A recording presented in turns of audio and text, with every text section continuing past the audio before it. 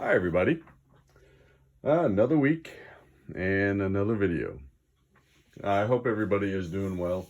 This is just going to be a real quick workbench update for me. I've gotten some work done on some progress on my new medieval knight that I'm going to be working on. I've got painted some additional figures just because they were in my stash, so I decided to paint them. A little progress report on my 25mm War Spanish Succession troops that I'm painting for Rebels and Patriots, and a new figure that I'm going to show you that I got off a Kickstarter.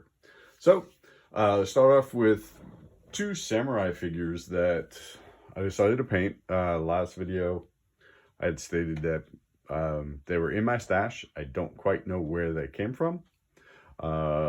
Or much less, what the manufacturers were for them. So the first time I decided to try to paint samurai. So here we go. There's the first one. You'll notice on this figure, he's wearing a traditional mask, which when I was looking at it as a unprimed figure, the mask didn't really pop out very well.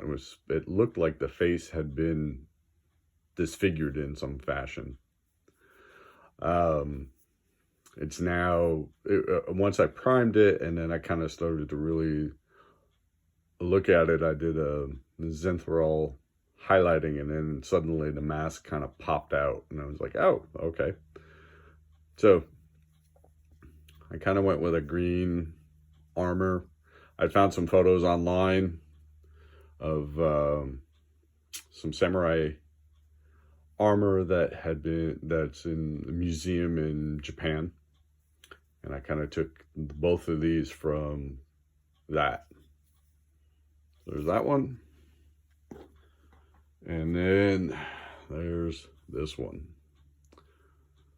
And this little piece, where's my little pointing stick here before I break it again? So this little piece right here, this like little curve, and I don't know what the name of it is, but first of all, it came as a separate piece from the figure, which was a royal pain in the neck to actually glue on and make it stay there. Second, I ended up dropping the figure while I was painting it, and it broke off, so I ended up having to repaint it or re-glue it again, which was a royal pain in the neck. Anyway, again, I took the coloring for the armor from a photo that I found from I guess a samurai museum in Japan. So there's that. Okay, onward. So working on my 25mm War Spanish Succession troops. So I've gotten, these are Dutch troops, and I've gotten the gray down, and then I'm going to start going over the gray with white to bring that up. They have red cuffs and lapels and pants. And then I'll finish these up. Hopefully I'll finish them up today or tomorrow. But some really nice sculpts in here. So, a little bit of a mix between Old Glory and can't remember if they're Dixon or if they were Ebor. I can't remember now. But these are the Old Glory ones. I ended up cutting off the bayonets that were on these because I decided none of the other figures in the group had them, so I decided to cut the bayonets off of the Old Glory ones. So again, I'm going to go back over these with white because I actually had a grayish white uniform, so that's what I'm going to go with. So just a little progress on that. Show you. Below there, here's the officer. And his coat is reversed, or at least from what I can tell. Yeah, just some nice figures. Okay, so I've gotten the Knight, the 54 millimeter Knight, all primed. Here he is. He's all primed and ready to be painted now. And I will attach at the end of this some of the heraldry that I'm going to be attempting to paint. Here's the horse. It's been primed. The barding is all separate. It's been primed. So that's the outside and this is the inside. Again, the same thing here. All right, so unfortunately, with the absolutely lovely detail that's on here, that's on this, you're not going to see most of this because it's going to end up fitting right over the back of the horse. It's kind of like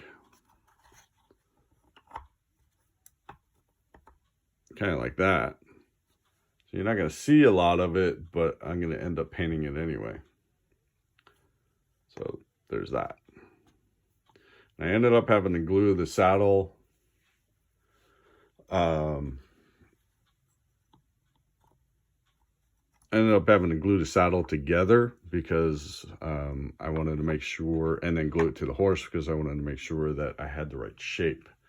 Because it actually came in 4 separate pieces. So there was the 2 sides and then the 2 parts of the saddle itself.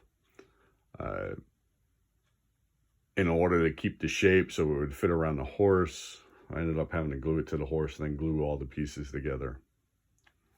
But there's that. Here's the horse's head. All primed and ready to go. Now the last thing I'm going to show you, I ended up doing a Kickstarter from a company called Bold, B-O-L-D Miniatures.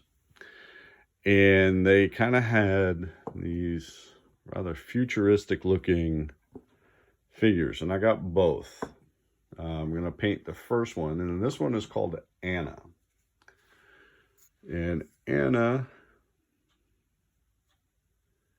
is it's a apocalyptic style figure with, you'll see on the back here, it's got like a little US pack on it, but she's carrying a stuffed unicorn.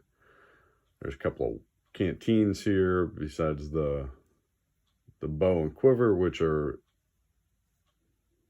got unicorns on them. But then also up front, she's got, oops, keep it in shot, Victor,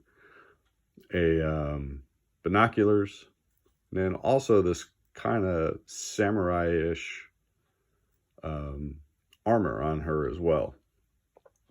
So I thought this was going to be kind of an interesting piece. And then also with it came this skull with the motorcycle helmet with 2 arrows through it, which is then mounted on this pipe coming out of a tree trunk. So I just thought that'll be fun.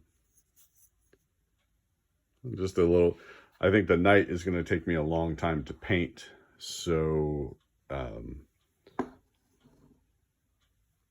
it may take me a little bit to get that one done. So in the meantime, I'll be working on that as well.